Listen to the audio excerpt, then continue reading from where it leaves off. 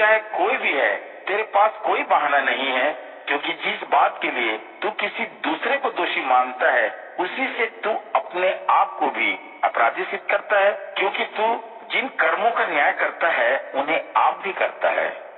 अब हम यह जानते हैं कि जो लोग ऐसे काम करते हैं उन्हें परमेश्वर का उचित दंड मिलता है। किंतु हे मेरे मित्र, क्या तू सोचता है कि तू जिन कामों के लिए दूसरों को अपराधी ठहराता है और अपने आप वैसे ही काम करता है, तो क्या तू सोचता है कि तू परमेश्वर के न्याय से बच जाएगा, या तू उसके महान अनुग्रह, सहन शक्ति और धैर्य को हीन समझता है और इस बात की उपेक्षा करता है कि उसकी करुणा तुझे प्रायश्चित की तरफ ले जाती है। किंतु अपनी कठोरता और कभी पछतावा नहीं करने वाले मन के कारण उसके क्रोध को अपने लिए उस दिन के वास्ते इकट्ठा कर रहा है जब परमेश्वर का सच्चा न्याय प्रकट होगा। परमेश्वर हर किसी को उसके कर्मों के अनुसार फल देगा। जो लगातार अच्छे काम करते हुए महिमा, आदर और अमरता की खोज में हैं, उन्हें वह बदले में अनंत जीवन देगा।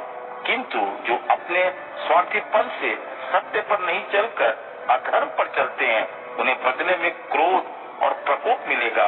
हर उस मनुष्य पर दुख और संकट आएंगे जो बुराई पर चलता है, पहले यहूदी पर और फिर गैर यहूदी पर, और जो कोई अच्छाई पर चलता है उसे महिमा, आदर और शांति मिलेगी, पहले यहूदी को और फिर गैर यहूदी को, क्योंकि परमेश्वर किसी का पक्षपात नहीं करता। जिन्होंने व्यवस्था को पाए बिना पाप किए, वे व्यवस्था से बाहर रहते हुए नष्ट होंगे, और जिन्होंने व्यवस्था में रहते हुए पाप किए, उन्हें व्यवस्था के अनुसार ही दंड मिलेगा, क्योंकि वे जो केवल व्यवस्था की कथा सुनते हैं, परमेश्वर की दृष्टि में धर्मी नहीं है, बल्कि जो व्यवस्था पर चलते हैं वे ही धर्मी ठहराए जाएंगे। सो जब गैर यहूदी लोग जिनके पास व्यवस्था नहीं है स्वभाव से ही व्यवस्था की बातों पर चलते हैं, तो चाहे उनके पास व्यवस्था नहीं है तो भी वे अपनी व्यवस्था आप हैं। वे अपने मन पर लिखे हुए व्यवस्था के कर्मों को दिखाते हैं। उनका विवेक भी इसकी ही साक्षी देता है, और उनका मानसिक संघर्ष उन्हें अपराधी बताता है या निर्दोष कहता है। ये बातें उस दिन होंगी जब परमेश्वर मनुष्य की छुपी बातों का, जिसका मैं उपदेश देता हूँ, उस सुसमाचार के अनुसार यीशु मसीह के द्वारा न्याय करेगा।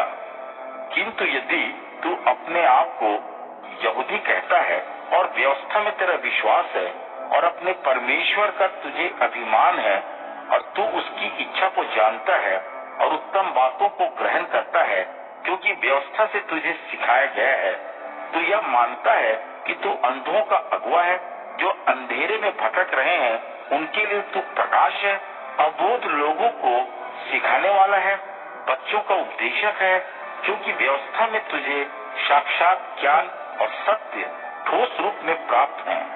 तो तू जो औरों को सिखाता है, अपने को क्यों नहीं सिखाता? तू जो चोरी नहीं करने का उपदेश देता है, स्वयं चोरी क्यों करता है? तू जो कहता है व्यभिचार नहीं करना चाहिए, स्वयं व्यभिचार क्यों करता है? तू जो मूर्तियों से घृणा करता है, मंदिरों का धन क्यों छीनता है? तू जो व्यवस्था का अभिमानी है, व्यवस्था को तोड़कर परमेश्वर का निरादर क्यों करता है? तुम्हारे कारण ही गैर यहूदियों में परमेश्वर के नाम का अपमान होता है। जैसा कि शास्त्र में लिखा है, यदि तुम व्यवस्था का पालन करते हो तभी खतने का महत्व है, पर यदि तुम व्यवस्था को तोड़ते हो तो तुम्हारा खतना रहित होने के समान ठहरा। यदि किसी का खतना नहीं हुआ है और वह व्यवस्था के पवित्र नियमों पर चलता है, तो क्या उसके खतना रहित होने को भी खतना न गिना जाए? वह मनुष्य जिसका शरीर से खतना नहीं हुआ है और जो व्यवस्था का पालन करता है, तुझे अपराधी ठहराएगा। जिसके पास लिखित व्यवस्था का विधान है और जिसका खतना भी हुआ है और जो व्यवस्था को तोड़ता है, जो बाहर से ही यहूदी है वह वास्तव में यहूदी नहीं है। शरीर का खतना वास्तव में खतना नहीं है। सच्चा यहूदी वही है जो भीतर से यहूदी है। सच्चा खतना आत्मा द्वारा मन का खतना है, न कि लिखित व्यवस्था का। ऐसे व्यक्ति की प्रशंसा मनुष्य नहीं बल्कि परमेश्वर की ओर से की जाती है।